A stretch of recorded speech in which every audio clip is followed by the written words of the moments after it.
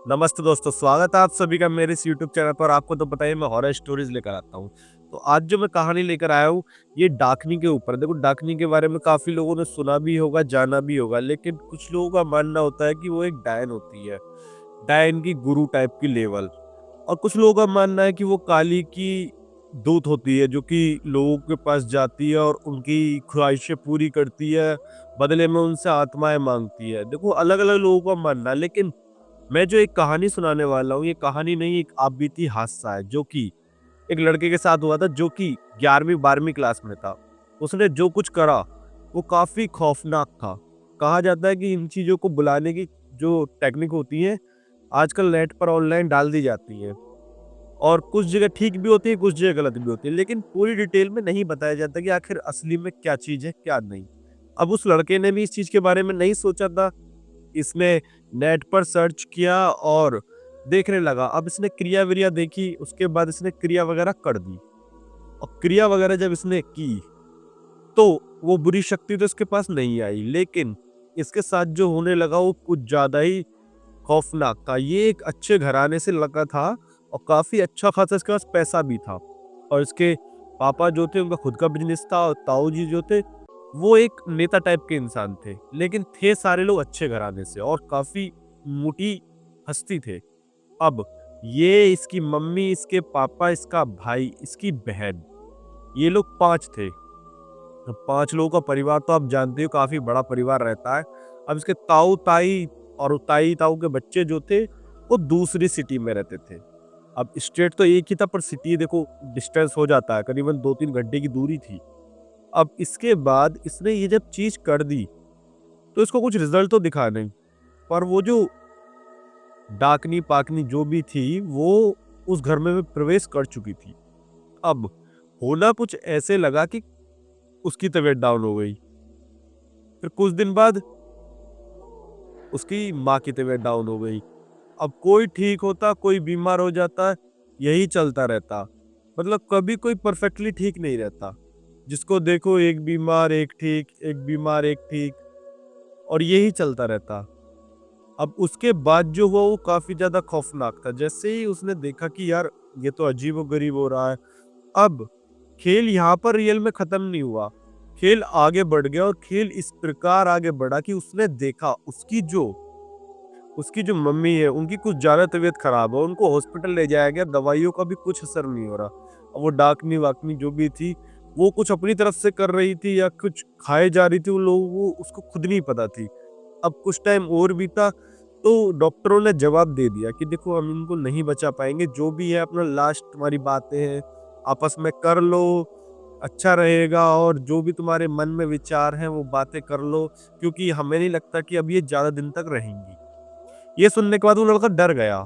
अब वो समझ गया कि यार कुछ तो गड़बड़ी हो गई है मुझसे।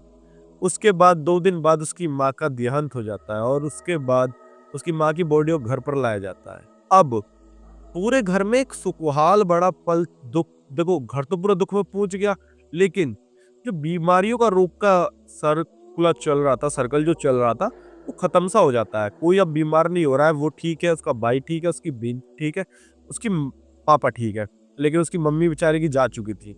अब 21 दिन ही बीते थे, 21 दिन बाद उसने महसूस किया कि उसको फिर से बीमारी सी महसूस हो रही है, उसकी तबीयत डाउन सी हो रही है। अब ये चीज़ देखो महसूस होना काफ़ी खौफ़नाक रहता है कि देखो तबीयत डाउन होना। अब फिर ये अपने आप को डॉक्टर को दिखा ही रहा होता है कि खुद जैसे ही रिकवरी करता है, इसकी बहन बीमार हो जाती है। अब बहन को दवाई करवाते हैं, अब कुछ दिन बीतते हैं तो बहन की दवाई के बाद बहन जब ठीक होने लगती है तो छोटा भाई फिर बीमार हो जाता है। लेकिन छोटे भाई की कंडीशन कुछ ज़्यादा खराब हो जाती है, जिसके कारण छोटे भाई की भी at a time he hospital में मौत हो जाती है। अब घर के 2 सदस्य मर चुके हैं, अब ये 3 लोग बचे, वो, उसकी बहन और उसके पापा। अब ये 3 लोग 5 लोगों का परिवार, सिर्फ 3 लोग बचे। तो ताऊ इसके आते हैं, कहते हैं कि भैया कुछ ज़्यादा दिक्कतें चल रही है, ऐसा करो पूजा-पाठ करवा लो। अब ये लोग पूजा-पाठ करवा लेते हैं, उसके बाद 1 हफ्ते करीब तो इनको राहत मिलती है। फिर उसके बाद सेम वही दुःख, दर्द, पीड़ा। मतलब कामों का बिगड़ना, बीमार हो जाना, हमेशा दिक्कतें आना। और ये दिक्कत इस प्रकार चली कि इस लड़के ने अपने पापा से भी हाथ धो दिया। एक रोज़ इसके पापा गाड़ी से आ रहे थे और एक्सीडेंट के कारण इसके पापा की मौत हो गई। अब गलती इसके पापा की थी या किसी और की थी, वो किसी को नहीं पता, या फिर वो डाकनी ने ही सब कुछ किया था। अब ये तो हम भी नहीं जानते, ना कोई और जानता। उसके बाद जो हुआ वो काफ़ी खौफ़नाक था।